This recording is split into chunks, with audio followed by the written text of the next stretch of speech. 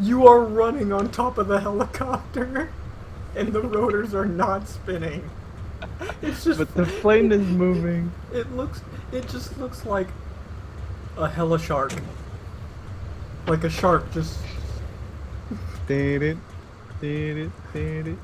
Oh man, you really are a secret Asian man. Running on top of the plane while it's going. I am the rotors, Vance. I am the rotors.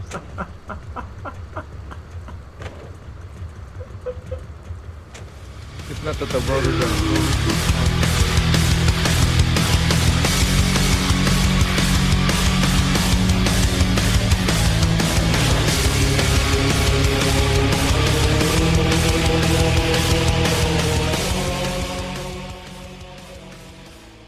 What is going on, all my fellow godlies and Warframe enthusiasts around the world? I am Vance, and here we are yet again covering another Warframe outside of the Warframes that I have not covered in Season 1, 2, or 3. This is the first ever infested Warframe, Nidus. Now, Nidus, in my opinion, is by far the most perfected Warframe in the game. Out of all the Warframes ever introduced, he is the one who is kind of put together in a more balanced, focused way. All of his powers make sense, and everything that he provides to the table makes him whole.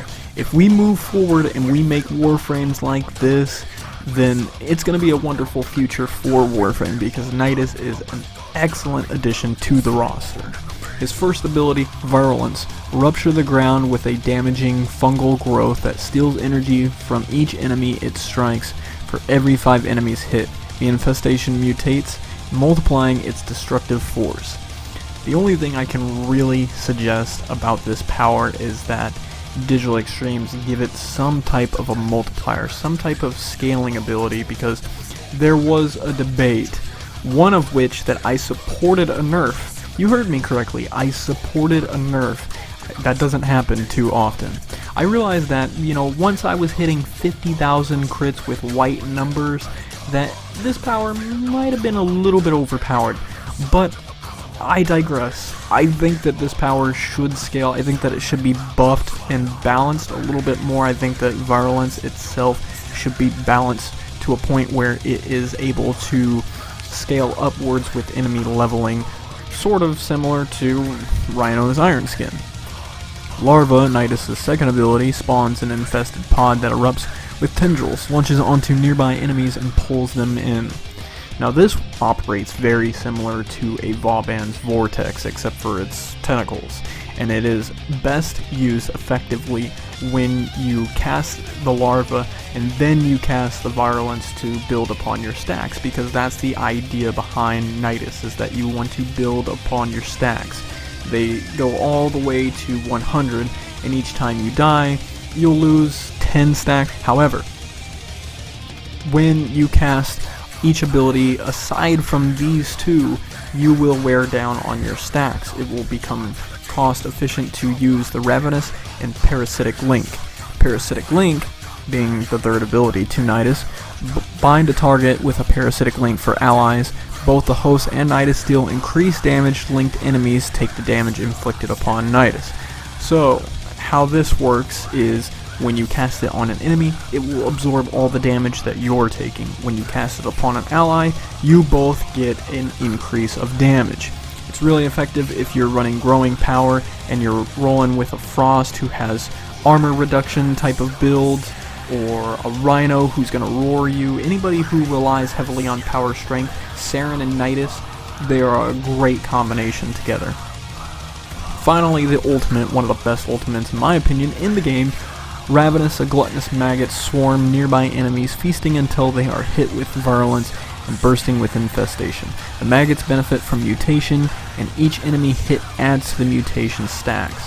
What Ravenous really does is provide a healing field for anybody standing there. So all your allies, the objectives, anything really gets healed by Ravenous, and it's really, really awesome to use on excavation missions, defense, survival, anywhere you know you're going to be camping for a while. Cast some Ravenous, and each time the maggots get killed by the enemies, they will add to your stacks, and they'll also provide a little bit of CC to enemies who are getting attacked by the maggots. so that's always useful. Now, when it comes to weapons, you guys can probably obviously tell that I'm kind of going for a theme, but that's alright because the weapons that I'm using actually work really well in tangent with the build. So let's take a look at the Hema, the one weapon that DE refuses to nerf the cost for in clans, and I know it's pissing off a lot of people, but I should let you know that it is so worth it, because even with 2 Forma, you have a build that's really worth it, especially with Nidus, because all you're going to be using the Hema for is to deal a little bit more damage on top of getting those headshots, which will in turn heal you. Nidus has an active passive where he automatically regenerates on his own, but this quickens the regeneration speeds, and that's always nice because it does a decent amount of damage. It's viable with Argon Scope, it gets crit, it does status, it procs growing power. Why wouldn't you use it? For secondaries, I'm going back to Pox, as I used with the Saren God build. Not a whole lot has changed here.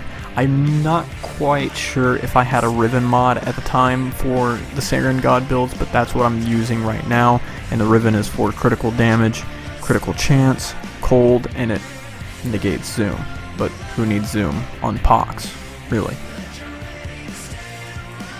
For my melees, I would actually suggest using Haruto, but since this is such a theme-friendly Warframe and represents an actual Exidium character, I'm going with Furax Wraith because it just looks freaking cool and it does an amazing finisher damage. Haruto will work as well, so I'll be putting up the build for that also, but it's really just a matter of getting a finisher style weapon, something that can knock enemies down and then do incredible finisher damages, because there's so many abilities that will put enemies straight on their ass, and that's what you're going to want to do when you finish them off.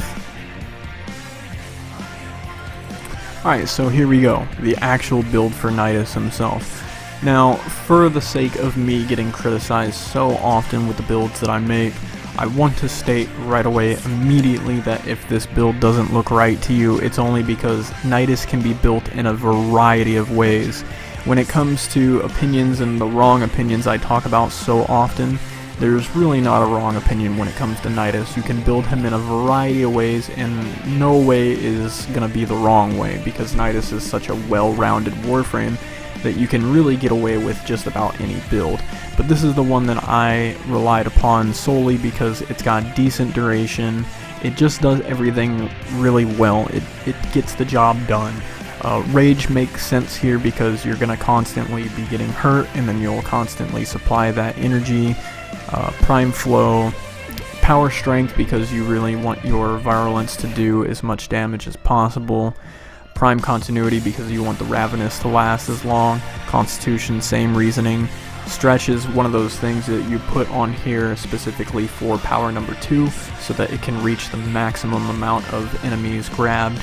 Power Drift, again with the Power Strength and chance to resist knockdown, that's always good, but Growing Power is something that I would highly suggest that you go out and farm for. I know it's a pain in the ass scanning flowers, nobody wants to do that, myself included.